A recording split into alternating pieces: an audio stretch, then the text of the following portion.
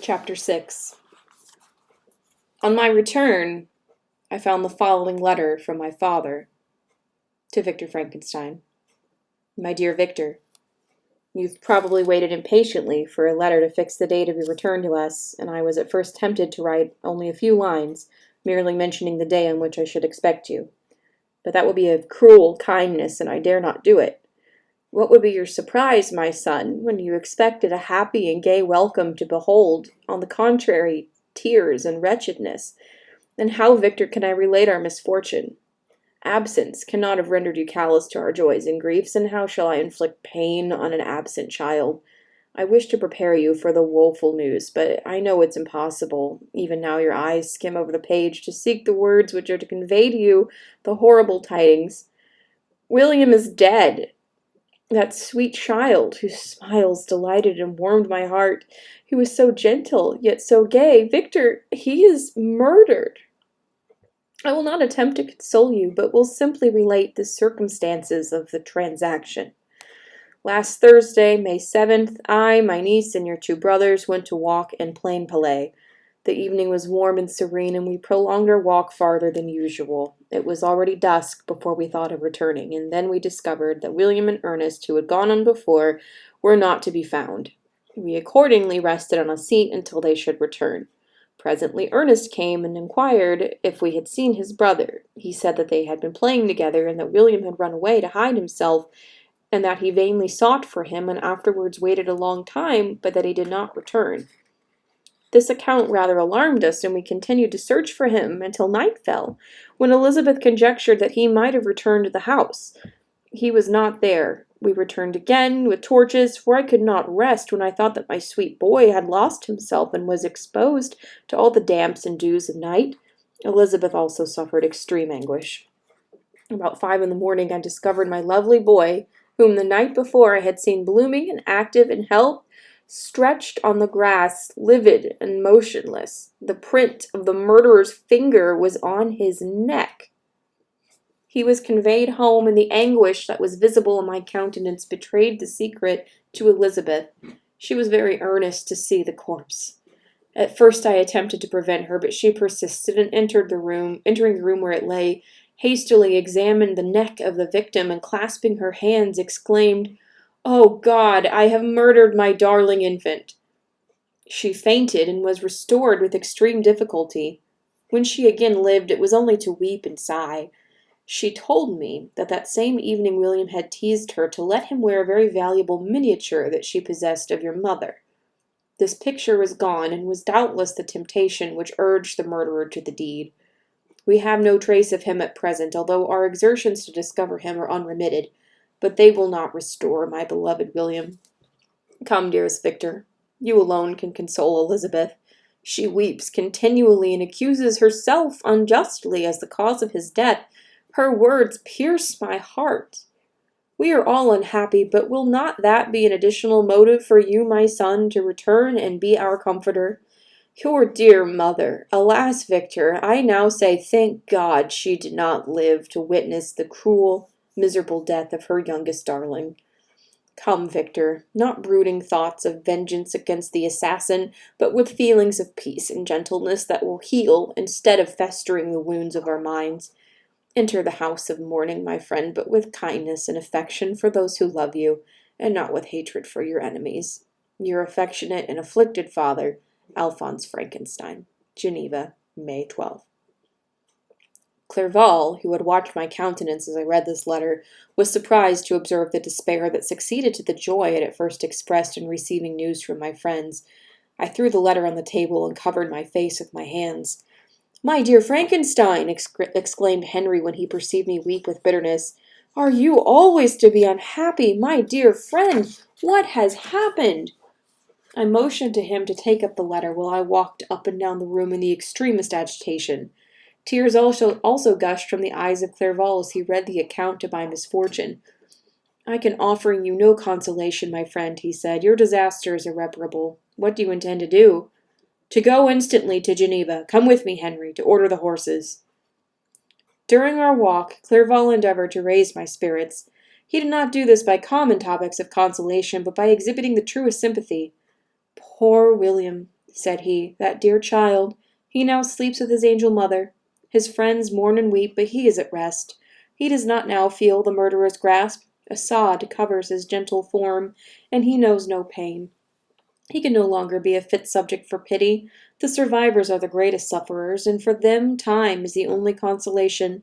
Those maxims of the Stoics that death was no evil, and that the mind of man ought to be superior to despair on the eternal absence of a beloved object, ought not to be urged. Even Cato wept over the dead body of his brother." Clerval spoke thus as we hurried through the streets. The words impressed themselves on my mind, and I remembered them afterwards in solitude. But now, as soon as the horses arrived, I hurried into a cabriole and bade farewell to my friend. My journey was very melancholy. At first I wished to hurry on, for I longed to console and sympathize with my loved and sorrowful friends, but when I drew near my native town I slackened my progress. I could hardly sustain the multitude of feelings that crowded into my mind. I passed through scenes familiar to my youth, but which I had not seen for nearly 6 years. How altered everything might be during that time! One sudden and desolating change had taken place, but 1,000 little circumstances might have by degrees worked other alterations, which, although they were done more tranquilly, might not be the less decisive. Fear overcame me. I dared not advance, dreading 1,000 nameless evils that made me tremble, although I was unable to define them. I remained 2 days at Lausanne in this painful state of mind. I contemplated the lake. The waters were placid, all around was calm, and the snowy mountains, the palaces of nature, were not changed. By degrees, the calm and heavenly scene restored me, and I continued my journey towards Geneva. The road ran by the side of the lake, which became narrower as I approached my native town. I discovered more distinctly the black sides of Jura and the bright summit of Mont Blanc. I wept like a child. "Dear mountains, my own beautiful lake, how do you welcome your wanderer? Your summits are clear, the sky and lake are blue and placid. Is this to prognosticate peace or to mock my unhappiness? I fear, my friend, that I shall render myself tedious by dwelling on these preliminary circumstances, but they were days of comparative happiness, and I think of them with pleasure. My country, my beloved country, who but a native can tell the delight I took in again beholding thy streams, thy mountains, and more than all, thy lovely lake? Yet as I drew near home, grief and fear again overcame me. Night also closed around, and when I could hardly see the dark mountains, I felt still more gloomy. The picture appeared a vast and dim scene of evil, and I foresaw obscurely that I was destined to become the most wretched of human beings. Alas! I prophesied truly, and failed only in one single circumstance, that in all the misery I imagined and dreaded, I did not conceive the 100th part of the anguish I was destined to endure. It was completely dark when I arrived in the environs of Geneva. The gates of the town were already shut, and I was obliged to pass the night at Secheron, a village half a league to the east of the city. The sky was serene, and as I was unable to rest, I resolved to visit the spot where my poor William had been murdered. As I could not pass through the town, I was obliged to cross the lake in a boat to arrive at Plainpalais. During this short voyage, I saw the lightnings play on the summit of Mont Blanc in the most beautiful figures. The storm appeared to approach rapidly, and on landing, I ascended a low hill, that I might observe its progress. It advanced, the heavens were clouded, and I soon felt the rain coming slowly in large drops, but its violence quickly increased. I quitted my seat and walked on, although the darkness and storm increased every minute, and the thunder burst with a terrific crash over my head. It was echoed from Salève, the Juras, and the Alps of Savoy. Vivid flashes of lightning dazzled my eyes, illuminating the lake, making it appear like a vast sheet of fire. Then for an instant everything seemed of a pitchy darkness, until the eye recovered itself from the preceding flash. The storm, as is often the case in Switzerland, appeared at once in various parts of the heavens. The most violent storm hung exactly north of the town, over the part of the lake which lies between the promontory of Bellerive and the village of Coppet. Another storm enlightened Jura with faint flashes, and another darkened and sometimes disclosed the Mole, a peaked mountain to the east of the lake. While I watched the storm, so beautiful yet terrific, I wandered on with a hasty step. This noble war in the sky elevated my spirits. I clasped my hands and exclaimed aloud, "William, dear angel, this is thy funeral, this is thy dirge." As I said these words, I perceived in the gloom a figure which stole from behind a clump of trees near me. I stood fixed, gazing intently. I could not be mistaken. A flash of lightning illuminated the object and discovered its shape plainly to me, its gigantic stature and the deformity of its aspect more hideous than belongs to humanity instantly informed me that it was the wretch, the filthy demon to whom I had given life. What did he there? Could he be, I shuddered at the conception, the murderer of my brother? No sooner than the idea crossed my imagination than I became convinced of its truth. My teeth chattered, and I was forced to lean against a tree for support. The figure passed me quickly, and I lost it in the gloom. Nothing in human shape could have destroyed that fair child. He was the murderer. I could not doubt it. The mere presence of the idea was an irresistible proof of the fact. I thought of pursuing the devil, but it would have been in vain, for another flash discovered him to me hanging among the rocks of the nearly perpendicular ascent of Mont Saleve, a hill that bounds Plainpalais on the south. He soon reached the summit and disappeared. I remained motionless. The thunder ceased, but the rain still continued, and the scene was enveloped in an impenetrable darkness. I resolved in my mind the events which I had until now sought to forget, the whole train of my progress towards the creation, the appearance of the work of my own hands alive at my bedside, its departure. 2 years now had nearly elapsed since the night on which it first received life, and was this his first crime?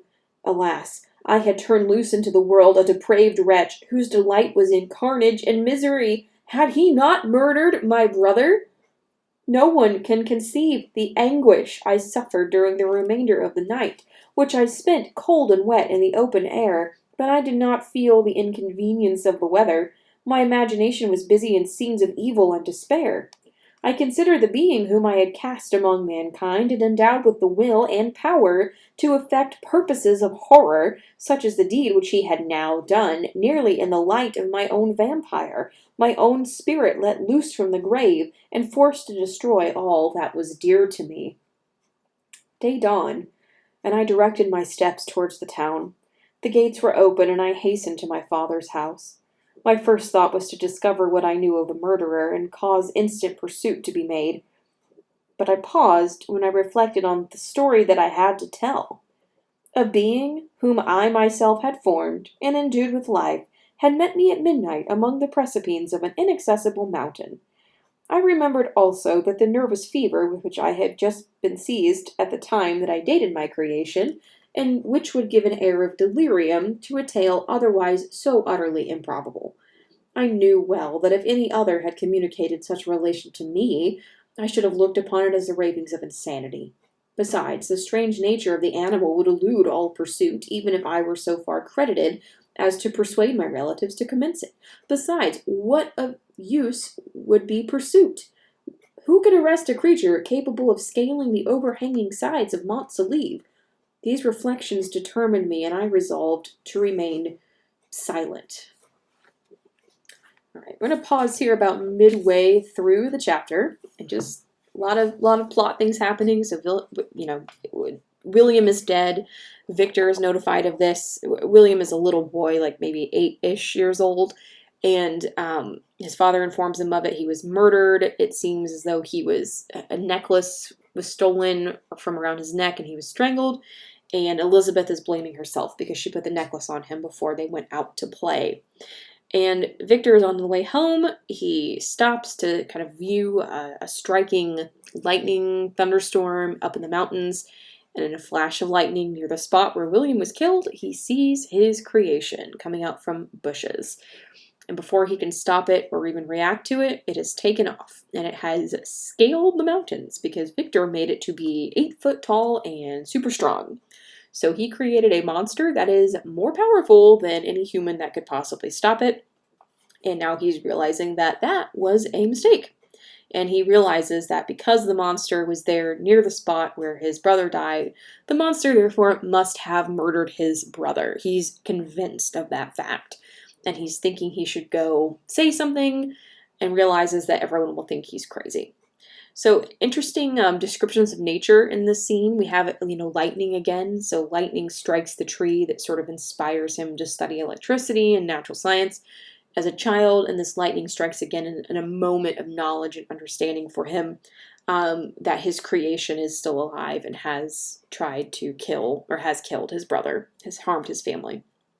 And the power of nature in this can heal him, and it can also, cause this unsettled fear and all of those things as well. So continuing on, it was about 5 in the morning when I entered my father's house. I told the servants not to disturb the family and went into the library to attend their usual hour of rising. 6 years had elapsed, passed as a dream, but for one indelible trace, and I stood in the same place where I had last embraced my father before my departure for Ingolstadt. Beloved and respectable parent, he still remained to me. I gazed on the picture of my mother, which stood over the mantelpiece. It was a historical subject, painted at my father's desire, and represented Caroline Beaufort in an agony of despair, kneeling by the coffin of her dead father. Her garb was rustic and her cheek pale, but there was an air of dignity and beauty that hardly permitted the sentiment of pity. Below this picture was a miniature of William, and my tears flowed when I looked upon it. When I was thus engaged, Ernest entered. He had heard me arrive and hastened to welcome me. He expressed a sorrowful delight to see me. "Welcome, my dearest Victor," said he. "Ah, I wish you had come 3 months ago, and then you would have found us all joyous and delighted. But we are now unhappy, and I am afraid tears instead of smiles will be your welcome." Our father looked so sorrowful. This dreadful event seems to have revived in his mind his grief on the death of mamma. Poor Elizabeth also was quite inconsolable. Ernest began to weep as he said these words. "Do not," said I, "welcome me thus. Try to be more calm, that I may not be absolutely miserable the moment I enter my father's house after so long an absence. But tell me, how does my mother support his misfortunes, and how is my poor Elizabeth?" "She indeed requires consolation. She accused herself of having caused the death of my brother, and that made her very wretched. But since the murderer has been discovered—" "The murderer discovered? Good God, how can that be? Who could attempt to persuade him? It is impossible. One might as well try to overtake the winds or confine a mountain stream with a straw." "I do not know what you mean, but we are all very unhappy when she was discovered. No one would believe it at first, and even now Elizabeth will not be convinced, notwithstanding all the evidence. Indeed, who would have credited that Justine Moritz, who was so amiable and fond of all the family, could all at once become so extremely wicked?" "Justine Moritz? Poor, poor girl! Is she the accused? But it is wrongfully. Everyone knows that. No one believes it, Ernest, surely." "No one did at first, but several circumstances came out that have almost forced conviction upon us, and her own behavior has been so confused as to add to the evidence of facts a weight that, I fear, leaves no hope for doubt. But she will be tried today, and you will hear then all." He related that the morning on which the murder of poor William had been discovered, Justine had been taken ill and confined to her bed, and after several days, one of the servants, happening to examine the apparel she had worn on the night of the murder, had discovered in her pocket the picture of my mother, which had been judged to be the temptation of the murderer. This servant instantly showed it to one of the others, who, without saying a word to any of the family, went to a magistrate, and upon their deposition, Justine was apprehended. On being charged with the fact, the poor girl confirmed the suspicion in a great measure by her extreme confusion of manner. This was a strange tale, but it did not shake my faith, and I replied earnestly, "You are all mistaken. I know the murderer. Justine, poor, good Justine, is innocent." At that instant my father entered. I saw unhappiness deeply impressed on his countenance, but he endeavored to welcome me cheerfully, and after we had exchanged our mournful greeting, would have introduced some other topic than that of our disaster, had not Ernest exclaimed, "Good God, papa! Victor says that he knows who was the murderer of poor William." "We do also, unfortunately," replied my father, "for indeed I had rather have been forever ignorant than have discovered so much depravity and ingratitude in one I valued so highly." "My dear father, you are mistaken. Justine is innocent. If she is, God forbid that she should suffer as guilty. She is to be tried today, and I sincerely hope, that she will be acquitted." This speech calmed me. I was firmly convinced in my own mind that Justine, and indeed every human being, was guiltless of this murder. I had no fear, therefore, that any circumstantial evidence could be brought forward strong enough to convict her, and in this assurance I calmed myself, expecting the trial with eagerness, but without prognosticating an evil result. We were soon joined by Elizabeth. Time had made great alterations in her form since I had last beheld her. 6 years before, she had been a pretty, good-humored girl, whom everyone loved and caressed. She was now a woman in stature and expression of countenance, which was uncommonly lovely. An open and capacious forehead gave indications of a good understanding, joined to great frankness of disposition. Her eyes were hazel and expressive of mildness, now, though recent affliction allied to sadness. Her hair was of a rich dark auburn, her complexion fair, and her figure slight and graceful. She welcomed me with the greatest affection.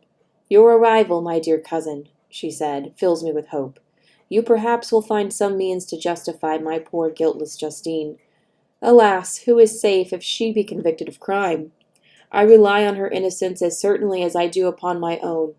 Our misfortune is doubly hard to us. We have not only lost that lovely, darling boy, but this poor girl, whom I sincerely love, is to be torn away by an even worse fate. If she is condemned, I never shall know joy more. But she will not, I am sure she will not, and then I shall be happy again, even after the sad death of my little William." "She is innocent, my Elizabeth," said I, "and that shall be proved. Fear nothing, but let your spirits be cheered by the assurance of her acquittal." "How kind you are! Everyone else believes in her guilt, and that made me wretched, for I knew that it was impossible, and to see everyone else prejudiced in so deadly a manner rendered me hopeless and despairing." She wept. "Sweet niece," said my father, "dry your tears. If she is, as you believe, innocent, rely on the justice of our judges, and the activity with which I shall prevent the slightest shadow of partiality." That's the end of the chapter. So just picking up in this part of it, we see that Victor, even though he is convinced that the murderer of his brother is the monster he created, he knows that his story won't be believed. If he shares it, he'll sound like a madman. So he's going to rely on the goodness of the justice system to show that Justine is actually innocent from this. So the family is all distraught because they love Justine. She's more than a servant. She's become like a family member to them. And they're hoping that the trial will reveal, even if they don't know who the murderer is for real, that Justine will be innocent.